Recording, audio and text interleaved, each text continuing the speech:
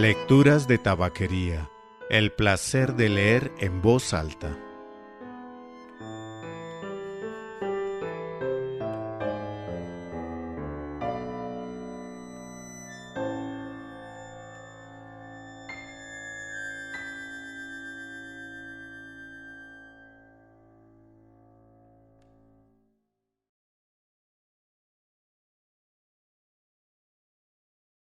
Soy Mauricio Duque Arrubla. Usted escucha Lecturas de Tabaquería, el podcast de lecturas en voz alta. El próximo 19 de agosto de 2025, este podcast cumple 16 años.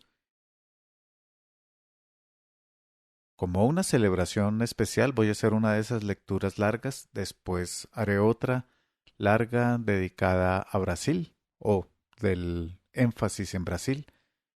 La de hoy es un cuento de Corea del Norte. Está en el libro La Acusación, Cuentos Prohibidos de Corea del Norte, de un autor llamado Bandi. La traducción desde el coreano es de Héctor Bofill y Hae Yong-yu.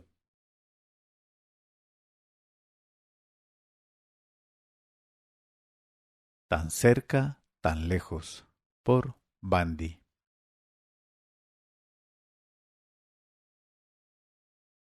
Ah, pero exclamó Jeon-suk al oír el ruido de la puerta que se abría y se levantó de un salto. Acababa de cambiar a su hijo y el pañal se le cayó de las manos, golpeando el suelo con un sonido sordo. El hombre que estaba en el umbral parecía ser quien estaba esperando, pero su aspecto era tan miserable que no pudo evitar sentir un escalofrío.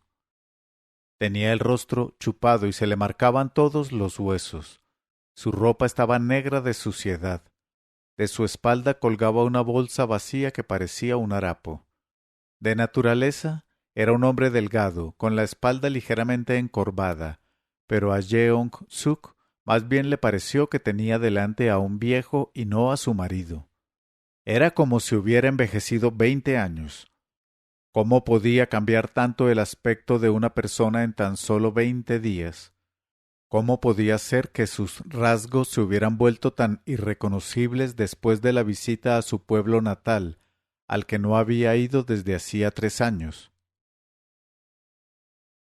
Pero, ¿qué pasa, mujer? Padre de Jeong-min, gritó Jeon-suk arrojándose en brazos de su marido. Estás vivo, vivo. Oh. Cálmate. Venga, que vas a despertar al niño. ¿Sabes cuánto tiempo te he estado esperando? ¿Cuánto tiempo? Decía Jeon-suk, golpeando el pecho de su marido. No deberías haberte preocupado. ¿Cómo no iba a hacerlo? Te fuiste de repente sin autorización y te subiste al tren enfadado y borrachísimo. ¿Cómo quieres que no me preocupase? Ah, sí. Siento mucho lo que hice. Pero, ¿de qué me quejo? Dime, ¿cómo está tu madre? Mi madre. Entonces, no, no es lo que tú piensas. No he visto a mi madre. Pero, ¿qué dices? Ni siquiera he podido llegar a casa. ¿Qué? ¿Y dónde has estado? ¿Puedes darme un poco de agua primero, por favor?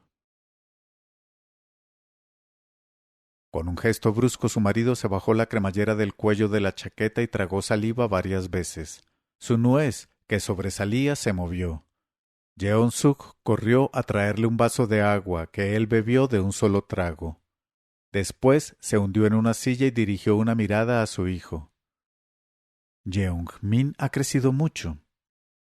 Entonces Jeon-suk se percató de que la voz de su marido era la de un hombre hambriento y exhausto.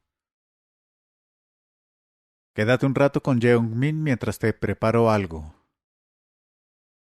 Jeon-suk entró en la cocina, limpió rápidamente el arroz y le gritó a su marido. ¿Quieres aclararte la cara con agua fría, cariño? No hubo respuesta. ¿Cariño? Abrió la puerta y vio sorprendida que su marido ya se había quedado dormido. Con la cara pálida y la boca medio abierta parecía un muerto.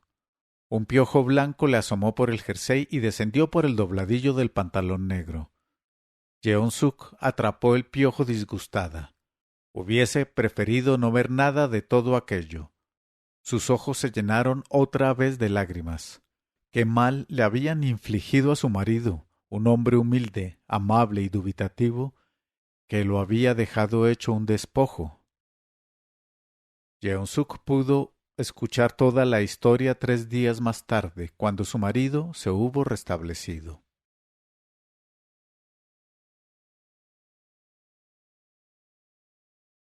Su madre, vestida de blanco, está a los pies de la colina, al otro lado del río. ¿Cómo ha podido llegar hasta allí si está enferma? El barquero rema con ahínco, pero la barca se mueve lentamente y Myeong-cheol se impacienta. Antes de que la barca llegue al muelle, salta al agua. No imagina que cerca de la orilla el agua fuese tan profunda. Myeong-cheol se hunde en las aguas verdes y azules, agita los brazos hasta llegar a la superficie, pero la corriente lo arrastra hasta el centro del río. Myeong-cheol. Ve a su madre corriendo por la orilla con el rostro blanquecino. ¡Madre! ¡Madre! Myeong-cheol grita y mueve los brazos con toda la fuerza posible para alcanzar a su madre. ¡Hyonim! ¡Hyonim! Una mano le zarandea el cuerpo. ¿Eh? ¿Eh? Myeong-cheol abrió los ojos y despertó de su sueño. ¿Quién era ese joven? ¿Por qué lo miraba tan preocupado? Su conciencia se fue aclarando y percibió el ruido del tren avanzando sobre los raíles. Estaba acurrucado en un rincón junto a la ventana y se incorporaba de repente. Debía de ser tarde porque toda la gente que se amontonaba en el pasillo se había dormido con las cabezas hundidas entre las rodillas. Ah, por fin has despertado, murmuró el joven aliviado. Jeonim, estabas tan borracho que has subido al tren sin billete y sin autorización de viaje. ¿Eh? Fue como si le hubiesen arrojado agua fría. De repente todo lo que le había pasado hasta entonces desfiló ante él como en una película.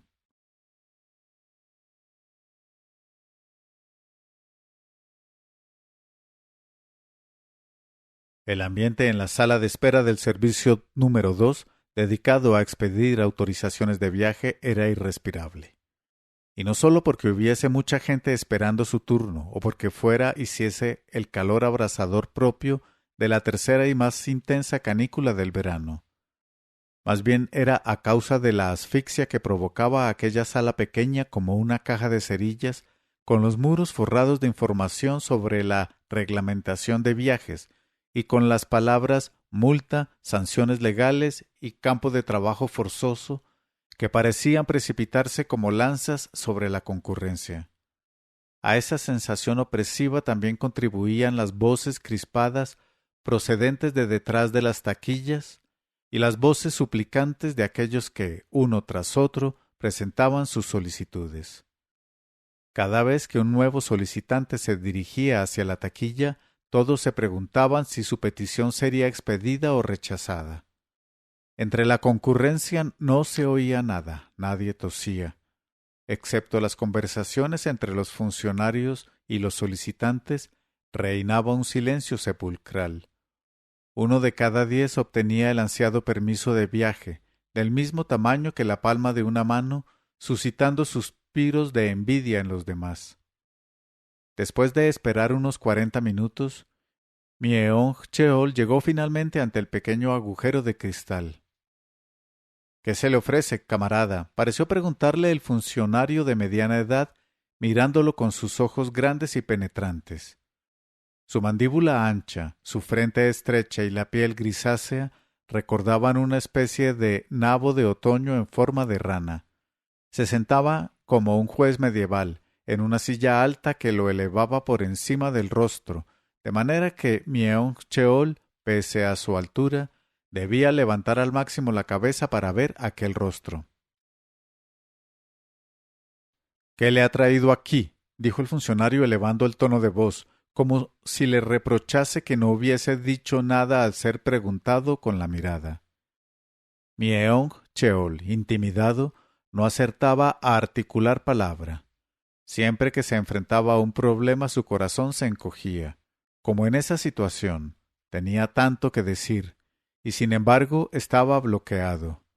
Había recibido 3 telegramas de su pueblo natal con el mismo mensaje. Mamá en estado crítico. Ven pronto. Pero todavía no había podido ir, ya que en cada ocasión la autorización de viaje le había sido denegada. Podía ser que la muerte de su madre se produjera aquel día o al día siguiente, y si no partía inmediatamente, era seguro que no la volvería a ver.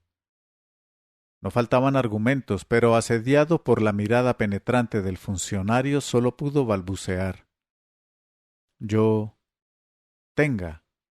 E introdujo por la ranura el pequeño telegrama con las manos sudorosas. ¿Y esto qué es? Refunfuñó el funcionario como hablando consigo mismo. Es un telegrama. Ya sé que es un telegrama, pero tú eres un trabajador. ¿Por qué lo traes tú y no el encargado de tramitar los certificados en tu trabajo? Sí, se lo trajo, pero me dijo que mi solicitud había sido rechazada. ¿Cómo dices, camarada? ¿Y de verdad crees que si vienes tú en persona te concederán lo que ya te han denegado? No quería decir eso, pero es que es la tercera vez. Myeong Cheol sacó los otros 2 telegramas arrugados del bolsillo interior de su chaqueta y los pasó por la ranura. Se lo suplico, soy su primer y único hijo varón. En mi pueblo solo quedan mi madre y una hermana pequeña ya casada. Venga, ya basta. Los 3 telegramas salieron disparados de la taquilla como si quisieran taparle la boca. La orden viene de arriba. Está previsto que un acontecimiento número 1 se lleve a cabo en esa región, y me han pedido que limite al máximo las autorizaciones para viajar a la zona. ¿Es que también tengo que explicarte otros secretos nacionales? Sí, ya lo sé, pero es que mi madre está a punto de morir. Oye, que aquí no estamos negociando, que estás en el servicio número 2, ¿de acuerdo? En el servicio número 2. Los ojos del hombre lo repasaron de arriba a abajo con agresividad, y a Myeong Cheol se le escapó un suspiro de resignación desde el fondo del corazón. El servicio número 2 se integraba en el seno del Comité de Administración Económica del Ejército, pero dependía de la policía y estaba integrado por agentes de seguridad vestidos de civil a los que todo el mundo reconocía por los humos que gastaban, como si llevasen galones en el hombro. No era en vano que el funcionario de ojos penetrantes, en claro abuso de su poder, hubiera insistido 2 veces en que se hallaban en el servicio número 2. Después de haber vivido 30 años en ese país, Myeong Cheol ya estaba acostumbrado a ese tipo de situaciones y entendía rápidamente lo que significaban. Dio un paso atrás y se retiró dócilmente de la taquilla. En aquel instante se le apareció su madre enferma, en la cama, y su hermana pequeña, que se veía obligada a desatender las obligaciones de su hogar para velar a la madre mientras esperaba a su hermano. Su madre, esa pobre mujer de cuerpo frágil que había trabajado duramente en la granja para criar a 2 niños sin padre. Myeong Cheol habría querido regresar a su pueblo después del servicio militar y dedicarse a cultivar la tierra para ayudar así a su madre, que no podía abandonar sus tareas en el campo hasta alcanzar la edad de jubilación. En aquel lugar, además, tenía una chica de la que se había enamorado y con la que se había comprometido. Pero al acabar el servicio militar recibió la orden, como todos los hombres de su unidad, de incorporarse al trabajo en las minas de la montaña de Keomdeok, y no pudo cumplir su deseo de volver a casa.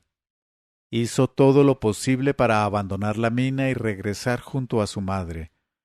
Preparó regalos para el responsable del partido en su trabajo, ayudó al jefe de servicios de la mina a reparar el sistema de calefacción.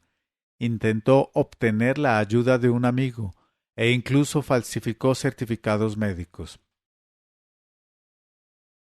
Pero el sistema inflexible no cedía lo más mínimo. Myeong Cheol, pues, tuvo que renunciar a sus planes y dejar a su madre en el pueblo. Al menos pudo llevarse consigo a su prometida. El tiempo pasó. Myeong Cheol fue padre y su madre llegó a la ansiada edad de jubilación. Tras la cosecha de aquel año, Myeong Cheol finalmente estaría en condiciones de traérsela con ellos. Pero, ¿quién podía imaginar que caería enferma antes de superar ese último obstáculo? Myeong Cheol salió del servicio número 2, vacilando. Callados sollozos ascendían por su pecho. Sus dulces y tiernos ojos de cordero se llenaron de lágrimas. Tan lejos estaba Solmue, su pueblo, tanto como Tokio o Estambul. Solmue, que se hallaba en su propio país, parecía inalcanzable.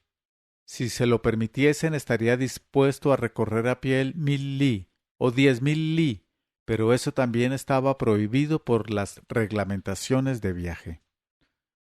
Myeong Cheol quería llorar con toda su rabia, quería golpear el suelo y agitar sus puños contra el cielo. Pero en este país incluso llorar está considerado un acto de sedición y podía suponer una condena a muerte. La ley exige que la gente sonría pese a sus sufrimientos y cada uno debe tragarse solo su amargura. Myeong Cheol camina con el cuerpo y el alma aplastados por la desesperación y la injusticia que infringe un poder absoluto contra el que no se puede hacer nada. Vaga sin objeto ni rumbo por las calles del pueblo. Todo le da asco. Le irrita el canto de las cigarras que a veces parece que refresca el calor ardiente de julio, y el mero acto de respirar o de poner un pie en el suelo le supone un esfuerzo supremo, agotador. Si lo piensa bien, aunque todavía es joven, se ha hallado demasiadas veces en circunstancias como esta. Al acabar la secundaria y mientras soñaba con entrar en la universidad, fue llamado por el Bowiwu Nacional para realizar el servicio militar en el Ejército Popular. Luego, al terminarlo, momento que había estado esperando durante mucho tiempo, le obligaron a formar tras un dirigente que enarbolaba una pancarta señalándole su nuevo destino para después subirse a un camión junto con su unidad militar. Aquel día también tuvo la sensación de sufrir un fracaso monumental y se vio obligado a llorar en silencio. ¿Myeong Cheol? Sí, Myeong Cheol. Estaba en la mitad de la rotonda frente a la estación, con los ojos todavía clavados en el suelo, cuando oyó aquella voz. Levantó la mirada y vio a un hombre alto de cabellos rizados cruzando la calle hacia él. ¿Qué? ¿Cómo ha ido? Le preguntó ansioso. Myeong Cheol entendió enseguida que su amigo Yeong-ho quería saber qué había sucedido con la autorización de viaje, ya que antes, cuando iba camino del servicio número 2, se había encontrado con él frente al cine. Yeong-ho había ido a buscar una botella de alcohol para despedirse de su hermano pequeño que había venido a verle después de mucho tiempo. Al encontrarse con Myeong Cheol, éste le explicó su problema, y Yeong-ho se preocupó por el asunto de su amigo. ¿Qué? ¿La tienes o no? Preguntó Yeong-ho. Pero Myeong Cheol no podía ni abrir la boca sin sentir un hormigueo de pena en la nariz. No procedían del mismo pueblo, pero habían entrado el mismo día y a la misma hora en la misma unidad de combate, y también ambos habían sido enviados a trabajar a las minas contra su voluntad. Todas esas vicisitudes habían hecho que entre ellos naciera una estrecha amistad. Ahora eran padres y maridos, y ellos y sus respectivas parejas tenían una relación mucho más estrecha que si fuesen familia. O sea que no ha salido bien, ¿verdad? se respondió Jeonjo a sí mismo para evitar que Myeong Cheol rompiese a llorar. Lo sabía. Antes, cuando me he encontrado contigo no quería desanimarte, pero si supieses cuántas veces he tenido que ir yo también a ese servicio número 2. Intenté prolongar tan solo un día más la estancia de mi hermano, pero el funcionario de la taquilla no me hizo ni caso. Todo porque un compañero de trabajo de mi hermano, que había registrado la autorización con él, finalmente no había podido viajar. Mi hermano y su compañero debían venir juntos a visitar una fábrica de maquinaria que hay en esta región, pero el otro enfermó y él ha tenido que venir solo. Mira que se lo he explicado centenares de veces a los agentes del servicio, pero no han querido saber nada. Esos tipos no tienen ni pizca de comprensión. Su sensibilidad es la de un tronco o la de una piedra. Si al menos me hubiesen dejado explicarme, pero ni eso. Myeong Cheol no pudo acabar la frase sin que la nuez de su cuello oscilase de nuevo como si fuese a sollozar. Maldita sea. Venga, vamos, Myeong Cheol, gritó Jeonjo, cogiendo a su amigo de la muñeca, mientras con la otra sostenía la botella de alcohol. Solo podemos soportar un día así emborrachándonos. Aquel día Myeong Cheol bebió con su amigo hasta emborracharse.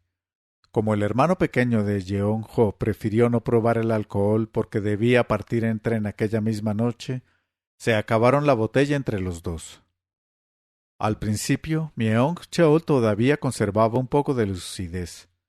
Jeonjo, sin embargo, ya estaba como una cuba, y empezó a perorar que si se presentaban 3 telegramas, te debían expedir la autorización de viaje, y que si alguien lo rechazaba era porque había salido del vientre de una bestia, y no era hijo de mujer, y que a fin de cuentas Myeong Cheol debería irse sin preocuparse de la maldita autorización ni de nada.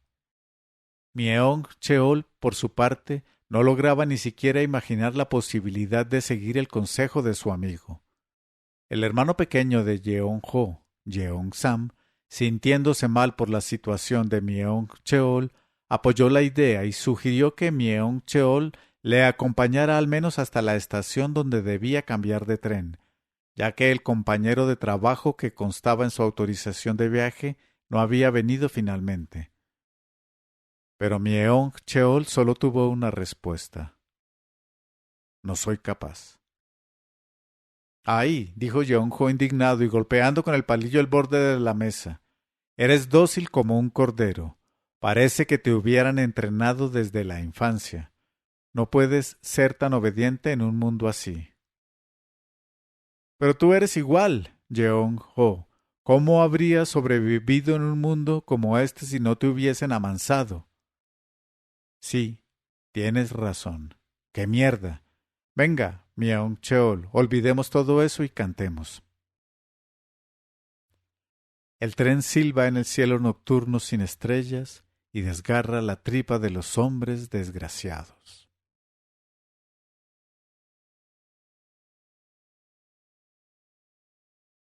Aquella noche Myeong Cheol caminó haciendo eses hasta llegar a su casa.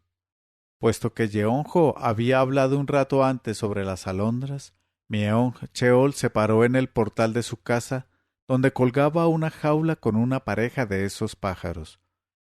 Aquellas alondras se las había regalado su cuñado con el fin de calmar la nostalgia que Myeong Cheol sentía por su tierra. Para él, que nunca había dejado de soñar con el retorno a su pueblo, pese a tener ya enterrada la placenta de su hijo en este nuevo lugar, aquella pareja de alondras representaba el cielo azul y el campo dorado de su infancia. Al oír cómo trinaban por la mañana y durante el crepúsculo, le parecía sentir la corriente del río de su pueblo y la voz de su madre que tanto echaba de menos. Borracho como estaba, se emocionó contemplando la jaula y la descolgó. De repente, en el lugar de la jaula vio el rostro de su madre moribunda. Madre, ya sé que me estás esperando con una mano en el pomo de la puerta que conduce al otro mundo, pero de verdad que no puedo ir. No puedo, madre. Su mujer salió y lo agarró. Venga, entra y acuéstate. Tú no tienes la culpa de no poder ir. No, no tienes la culpa. El mundo es demasiado cruel. ¿Cómo pueden hacernos tanto daño? Las lágrimas de su mujer oprimían aún más el corazón de Myeong Cheol. Sí, no es mi culpa, no es mi culpa. ¿Acaso somos como alondras dentro de una jaula? Entonces, furioso, Myeong Cheol abrió la jaula con ímpetu. Las dos alondras silbaron en señal de agradecimiento y huyeron. Sí, iros. Vosotras también tenéis una tierra y una madre que os trajo al mundo, murmuró Myeong Cheol, mientras veía cómo las alondras se alejaban aleteando hasta convertirse en dos puntos en el cielo. Luego tiró violentamente la jaula al suelo. Ver a los pájaros volar en completa libertad le produjo una envidia ardiente y un coraje insólito le corrió por la sangre. Vamos, vamos, si vosotras os vais, yo también me iré. Sin titubear, Myeong Cheol entró precipitadamente en la habitación. Estuvo buscando una mochila que había dejado colgada. Era una mochila llena de frutos de majuelo que su mujer había cogido en el bosque y había secado. Pensó que aquellos frutos irían bien para la enfermedad del corazón que sufría su madre. ¿Qué haces, cariño? No pierdas la cabeza. Myeong Cheol salió de su casa a trompicones después de librarse de su mujer, que intentó retenerle sin éxito.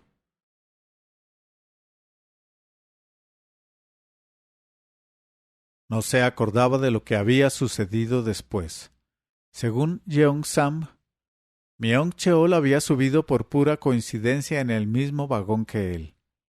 Lo ayudó a sentarse y poco después Myeong Cheol empezó a roncar.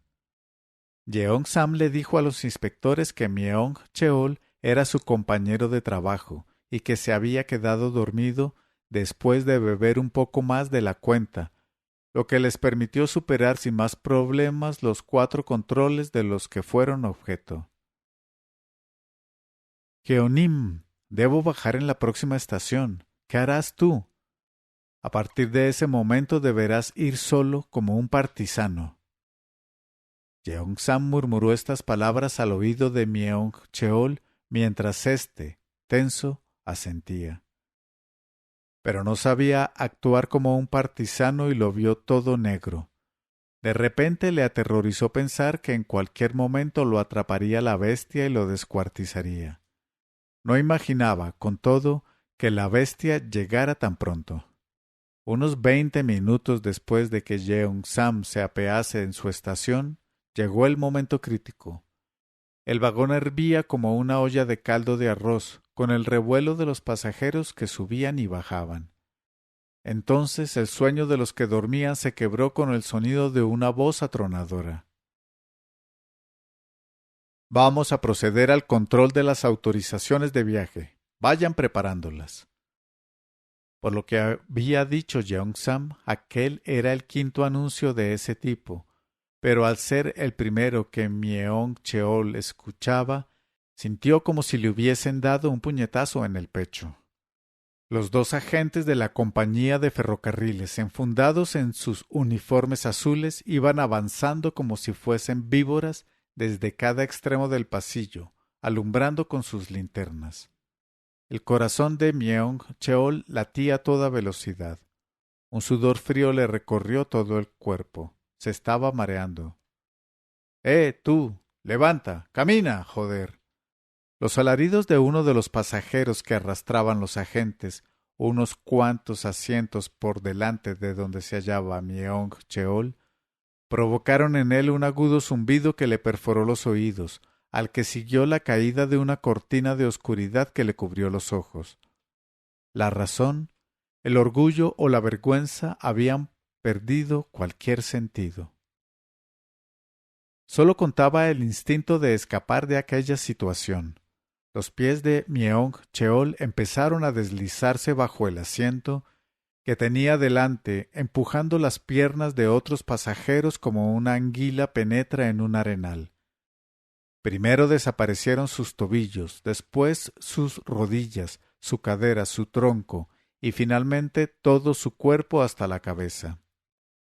Entonces le invadió un olor pestilente a humedad que no había sentido mientras estaba sentado.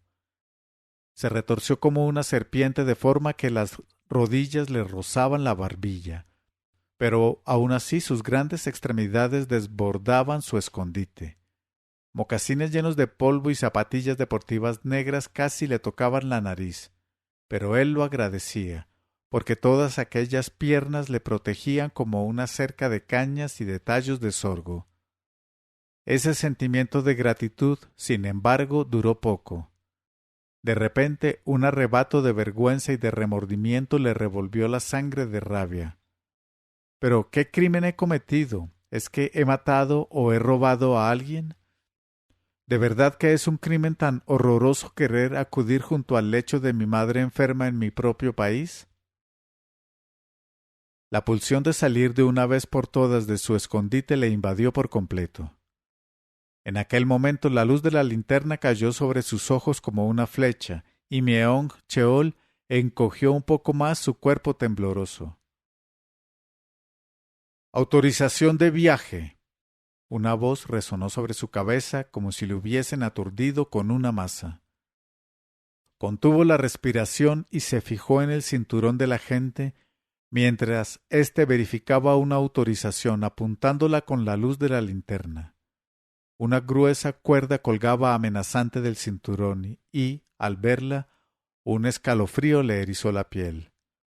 No era la pistola lo que le asustaba, era la cuerda manchada de sangre que le traía brutalmente a la mente una imagen de su infancia.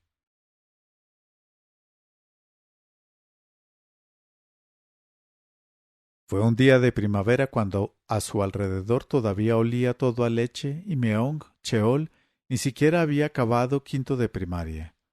La dirección de la escuela de su pueblo mandó formar a todos los alumnos en fila y los llevó a un campo en el que normalmente trillaban el grano, pero en aquel día iban a ejecutar a un contrarrevolucionario. El condenado estaba atado al tronco de un melocotonero, bajo sus ramas a punto de florecer. Mientras el fiscal lo acusaba de llenar de excrementos las manzanas reservadas para exportarse a la Unión Soviética, el reo se retorcía con todas sus fuerzas de un lado a otro.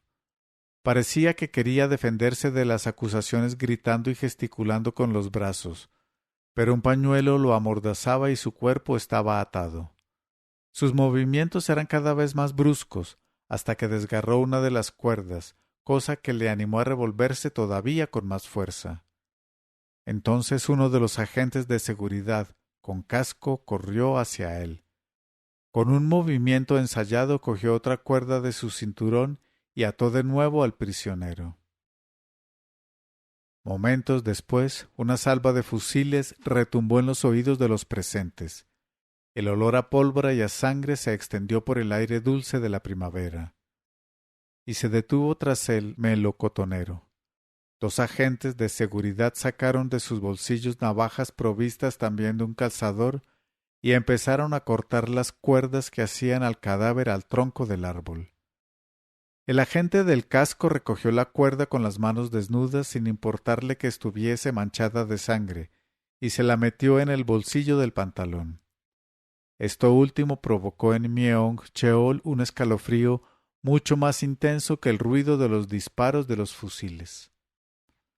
El recuerdo de aquella cuerda quedó fijado durante mucho tiempo en su memoria.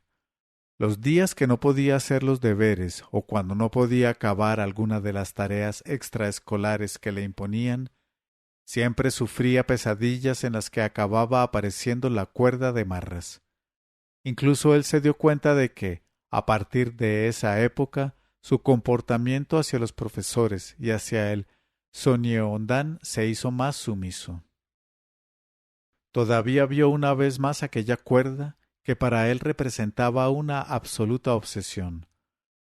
Fue el día que terminó su servicio militar y lo enviaron con su unidad a un nuevo destino. Meong Cheol fijó su atención en la cuerda y la pistola que colgaban del cinturón del oficial que debía acompañarles a las minas de las montañas de Keomdeok. ¿Era casual o era el destino el que le obligaba a ver aquella cosa horrorosa otra vez en el tren, en un momento tan alarmante? Parecía que la cuerda le dijera que ambos estaban unidos de forma indefectible. Meong Cheol contuvo la respiración hasta que los agentes desaparecieron del vagón llevándose a las personas que habían detenido. De repente se produjo un corte de luz, sin el cual Meong Cheol hubiese continuado encogido bajo los asientos por tiempo indefinido. Pasado el peligro, su orgullo le hubiese impedido salir del escondite. La repentina oscuridad, sin embargo, le permitió levantarse rápido y cruzar al otro vagón como un fugitivo. Durante todo ese rato no había dejado de asir con la mano la mochila llena de frutos de majuelo, que oscilaba junto a su muslo con cada paso.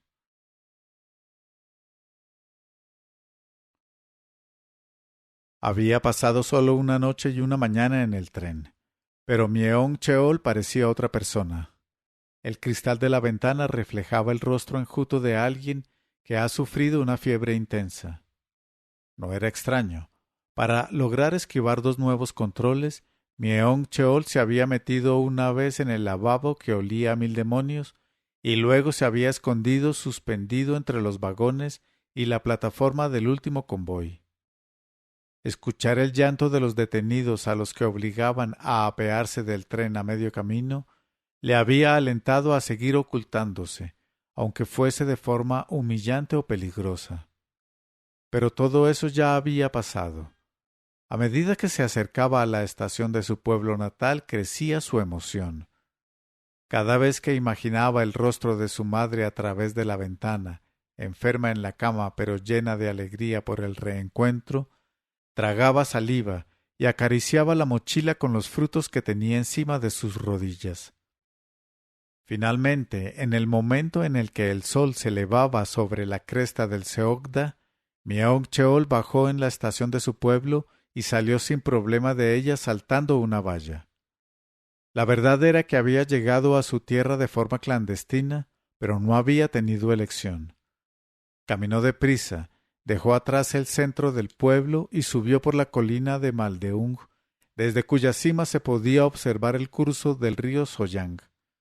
Ya solo debía franquear aquel río que le era tan familiar, recorrer 10 li a través de un llano y rodear una montaña hasta llegar a Solmue. Meong Cheol sentía que estaba llegando a casa. El sol ya alto quemaba con sus rayos, pero la brisa del Soyang refrescaba el ambiente. Se deleitó escuchando el sonido del agua que fluía lentamente y el canto de las aves acuáticas. La sierra de Jian rodeaba Solmue. Para entrar o salir del pueblo sus habitantes debían cruzar forzosamente el Soyang, que para ellos era su río madre y la fuente de sus recuerdos. Uno de aquellos recuerdos hizo estremecer a Meong Cheol de la emoción. Había sucedido un día de otoño. Él tenía 5 años. Para ir a casa de su abuela, Meong Cheol y su madre debían cruzar el Soyang en barca. Al bajar en la otra orilla, al pequeño se le metió entre ceja y ceja volver a atravesar el río. Su madre estuvo un buen rato intentando disuadirle, pero no hubo manera. Finalmente fue a pagar al barquero para que les volviese a llevar. Pero si ya has pagado, mujer, le dijo el señor. Es que el niño quiere volver a subir. ¿Qué quiere? ¿Ir y volver otra vez? Lo siento, yo sé que para usted es un poco cansado. Ja, ja, ¿cómo son los niños? ¿Dinero? ¿Qué dinero? Venga, sube. El deseo de Meong Cheol fue, pues, satisfecho. No cabía en sí de gozo mientras iba y volvía en la barca. Pero al bajar su madre empezó a vomitar. ¿Cómo iba él a saber, siendo tan pequeño, que eso podía pasar?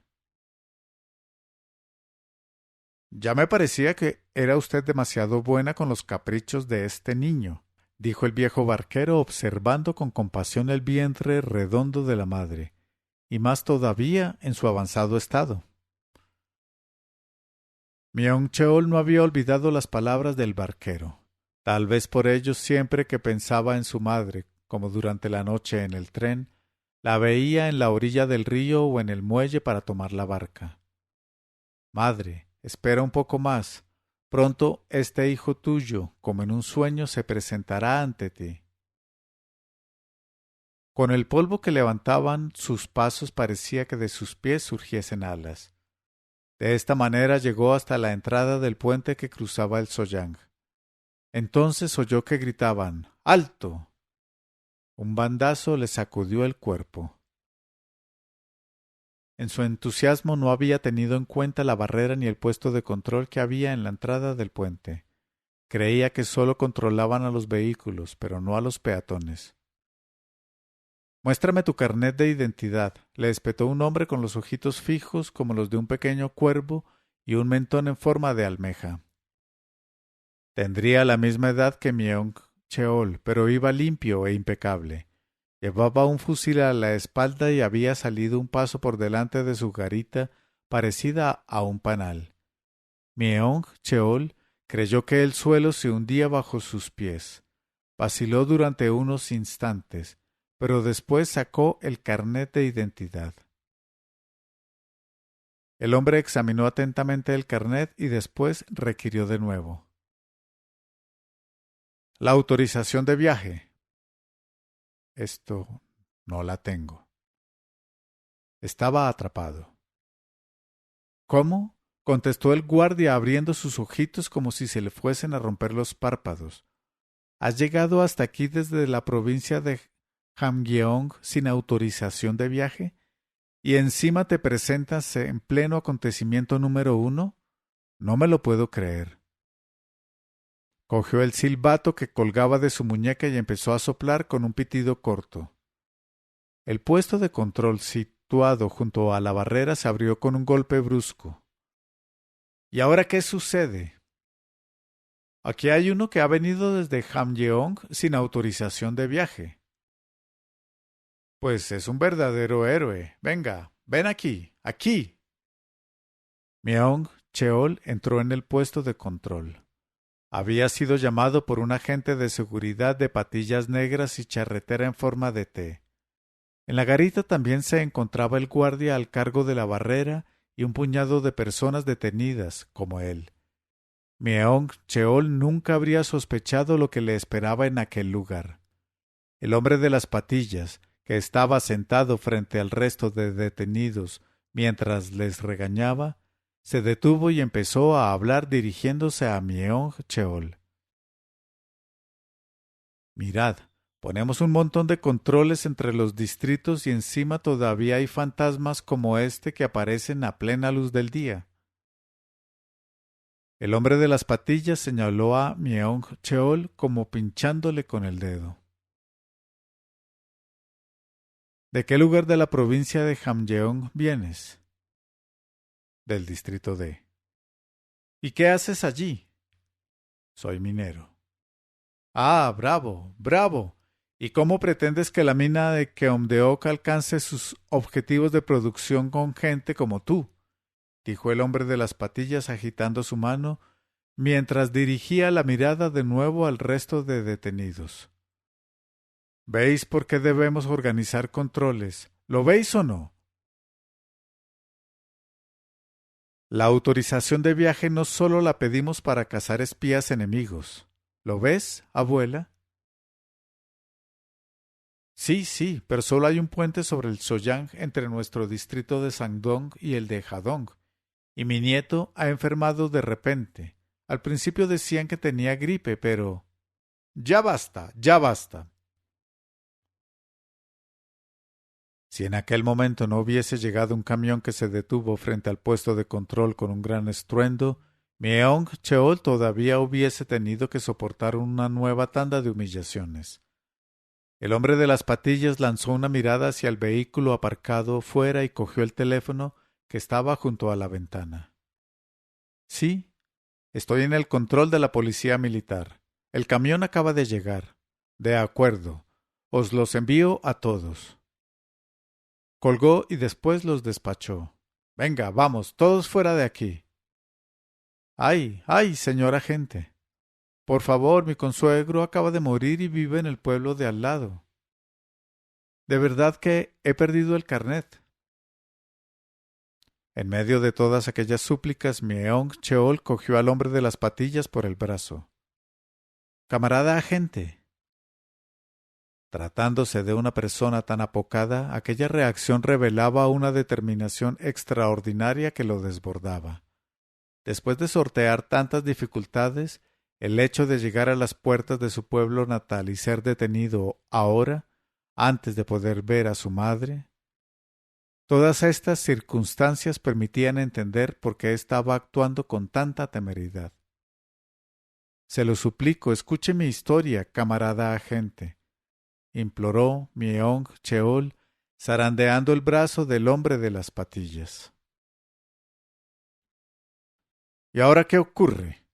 El agente se desprendió violentamente de Myeong Cheol y después le dirigió una mirada fulgurante, como si quisiese dispararle en la cara. Ni aunque graznasen todos los cuervos del país, camarada, podrías hablar. No te mereces nada más que la cárcel. ¿Entiendes? La cárcel. Ni la temible palabra cárcel podía, sin embargo, provocar ningún efecto en Myeong Cheol. Hubiese hecho cualquier cosa y pagado cualquier precio para poder ir a ver a su madre. La posibilidad de ser encarcelado no significaba para él nada más que una bofetada en un sueño. Pero cómo actuar ante aquellos hombres armados con fusiles que los arrastraban a él y a los demás hacia el camión como cerdos hacia el matadero. Fue obligado a empujones a subir a la parte trasera del camión, como el resto. Lo acompañaban un abuelo encorvado apoyado en su bastón, que suplicaba inclinándose con reverencias, y la abuela que hacía lo propio agarrada a los tobillos de la gente de las patillas. Pero no hubo excepciones.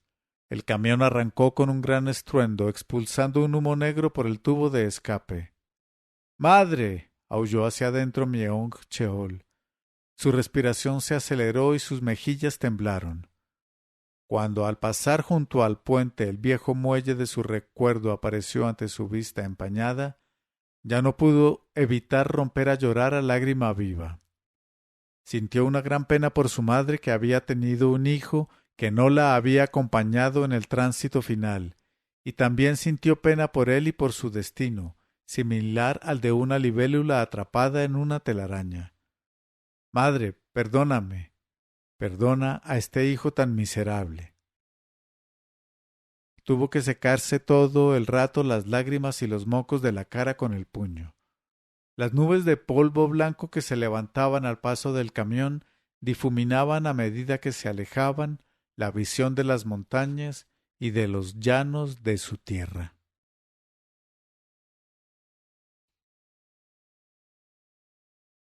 El niño se despertó e interrumpió el relato con sus lloriqueos.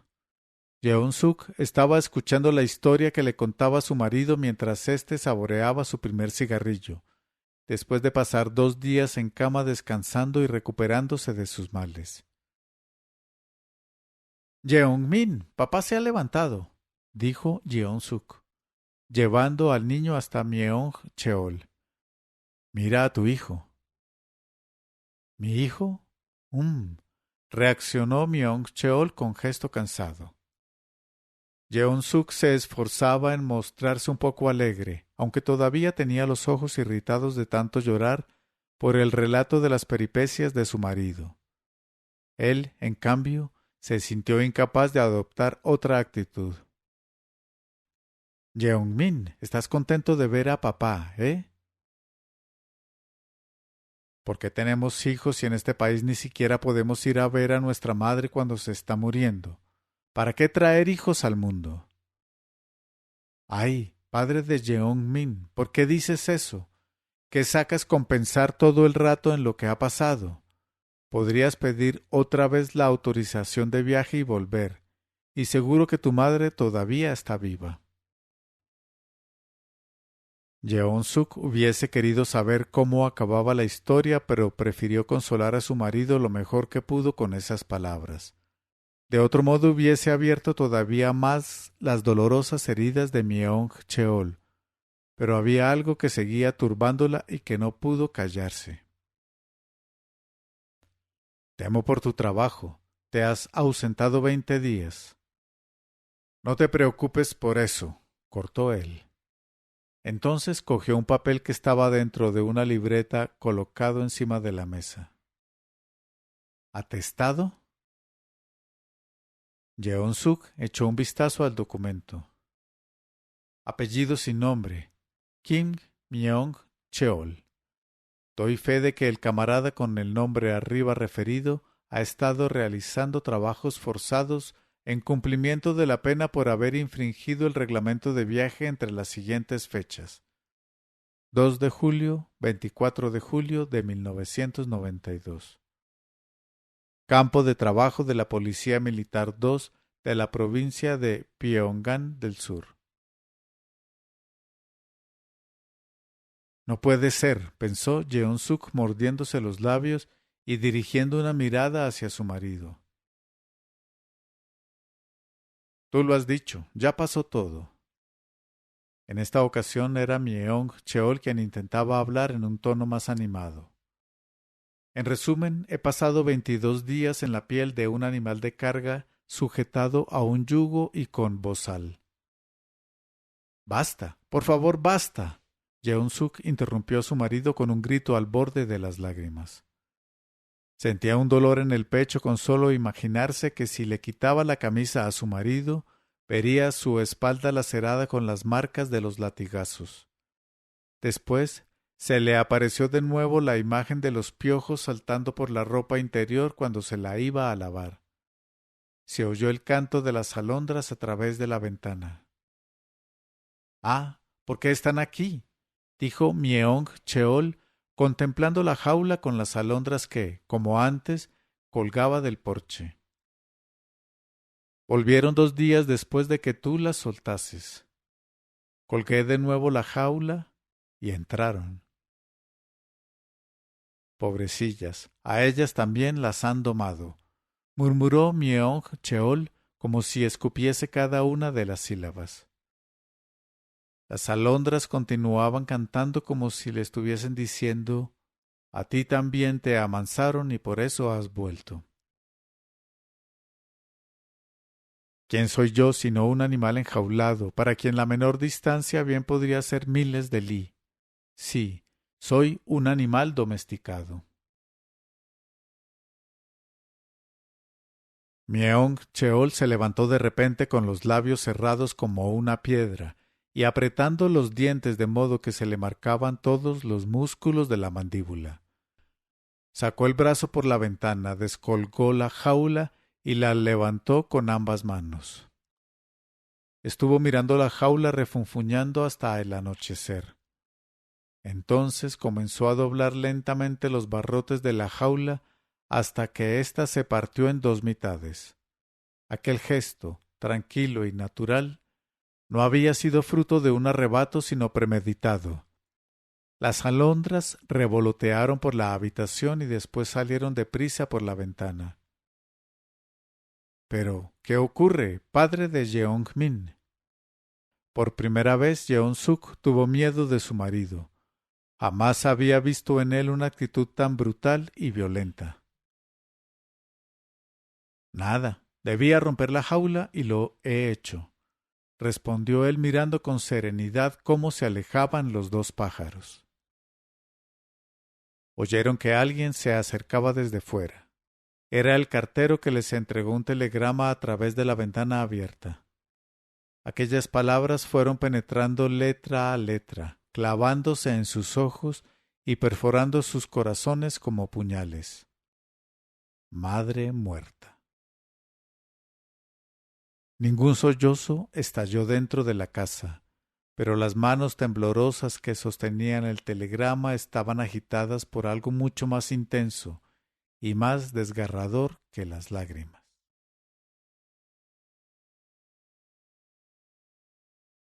7 de febrero de 1993.